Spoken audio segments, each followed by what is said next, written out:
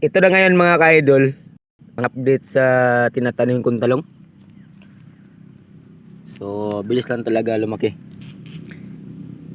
Ang importante talaga dito mga ka-idol ay siyempre mapangalagaan ng maayos. Hindi lang na nagtanim na tayo, okay na yun. So, sa pagtanim naman mga ka-idol ay madali lang naman talaga. So, ang pamamaraan ko sa pagtanim ngayon, ito na po ang ano siya, kasi po dito na po ako nasubukan. So ganito na po ang sistema sa sitwasyon sa aking mga tinatanim kung nag-umpisa ako. Hindi hadlang kung wala tayong kalabaw o araro. Ang importante dito kung masolusyonan natin ang ating mga problema sa ating mga talong. So ito mga ka-idol, papaliwanag ko sa inyo kung bakit ganito lang ang ginagawa ko sa aking mga tanim. So ang pinaka-the best dyan, kung nag-starting pa lang tayo sa pagtanim, ang pinaka-importante dyan yung itong puno na mabugtol siya mga ka-idol. After 1 month siguro la idol, lalaki na to. Makita natin sa ating talong na medyo malaki na. Saka ko na siya palahin yung lupa papunta doon sa puno. Parang ganun siya. Dinandahan ko to mga ka-idol. So kumbaga yung tubig galing sa taas makontrol na dito sa puno niya, dahil po hindi na siya masyadong malakas. Dahil po mga ka-idol, tinambakan na po natin yung lupa, yung puno niya. So parang ganun lang si John Stevie magtrabaho ngayon. So ang video natin ngayon mga ka-idol, gusto ko lang naman i-share sa inyo ang aking mga pamamaraan ko dito. Kasi po syempre gusto ko lang din na yung iba dyan na walang alam magkakaroon ng idea kung paano. Kahit matagal ka na, kung gusto nyo ang pamamaraan na to, ay syempre masaya lang si John Steven yan. So ganito lang ang proseso ko ngayon. So hindi talaga hadlang kung wala tayong kagamitan. Ang importante dito kung paano tayo magtrabaho.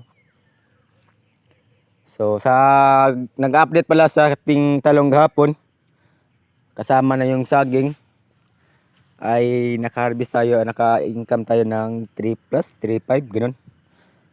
So malaking bagay na yon sa isang harvest lang. So parang ano siya, sa isang linggo 6,000 plus o 6,700, 6,800 ganun. Nakadepende siya mga ka-idol, lalo na po pag medyo ang talong kasi mga ka-idol, pag once na may time siya na dumami yung bunga talaga, hindi na puro na lang, lalo na po pag nakontrol nyo yung pag-aabono, ay tuloy-tuloy talaga yung bunga niyan. So parang ganun siya mga ka-idol. So panatilihin na lang natin yung kalusugan nila, kung anong sistema niya. Kailangan ma-checking palagi yung sitwasyon niya mga ka-idol. So yun po ang pinaka-the best dyan na gagawin. Ayun o, ito mga ka-idol o, malaki na talaga siya. So siguro ngayon kung nag-update kayo sa mga maging resulta nito, sa mga siyempre idol, sa totoo lang, pinagtiyagaan ko talaga to idol na makakanim ng panibago.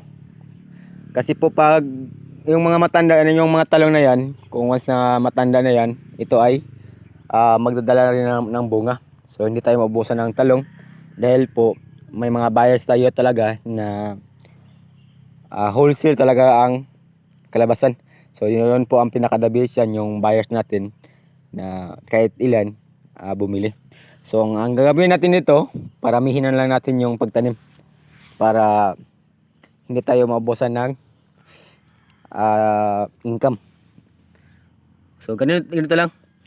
So sa mga gusto mag-update sa akin tungkol ito doon sa aking mga na-sprayang Roundup, so doon naman ang area ko na taniman. So nagpapaano lang ako doon, kumbaga pinapalanta ko na lang muna yung damo doon, kasi po ang haba talaga mga ka-idol. So katulad dito dati mga ka-idol, sa totoo lang mahaba na talaga yung damo dito. So ngayon, ito naman siya ngayon. So yun po ang pinaka the best yan. Spray na lang sa Roundup tapos taniman pag nalanda na po. So ganito lang po ang sistema. So alam ko may mga pamamaraan tayo. Pwede naman i-apply natin sa ating mga pagtanim. Ang importante talaga dito, pangalagaan lang talaga ng mayos. So kung nakita nyo mga ka-idol, okay na talaga yung tanim natin ito. Tapos may ano dito, tinatawag na idol. Ito idol, patay na to. Buhay pala. Patayin natin yan. So yan. So at this idol, ay tuloy-tuloy pa rin ang ano nila. So yan ito. Madali lang talaga.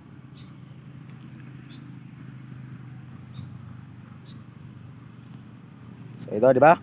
Maganda yung ano dito. Basta magtrabaho lang tayo, okay na 'yan. So hanggang dito lang muna ang i-update ko sa inyo tungkol ito sa aking bagong tanim.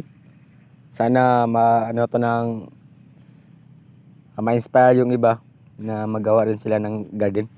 Hindi talaga ako takot mga ka-idol kung marami na tayong mag-gardening kasi po siguro fail ko pa na ano ako, kumbaga proud ako idol na may mga taong gusto rin magtanim ng ganito. Ako lang yung tao na hindi madamot sa pag-share sa inyo. Kasi po, sinishare ko lang po sa inyo to dahil po dito ako nakaka-income every weeks sa isang linggo, dalawang weeks. Nasa atin lang paano mag-effort tayo. Kaya yun, gusto ko lang i-share sa inyo ang aking mga ginagawa dito. Hindi ako takot na marami ng talong, marami ng hindi na tayo maano sa atin.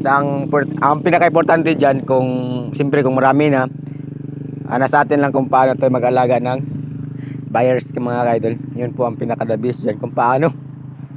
Ako idol, pag maganda lang yung communication namin, kung walang palya, ako rin, marunong rin ako makaintindi. Kaya yun, kailangan talaga pangalagaan yun. So hanggang dito lang muna yung video natin mga ka-idol. I hope na makatulong mo sa iba.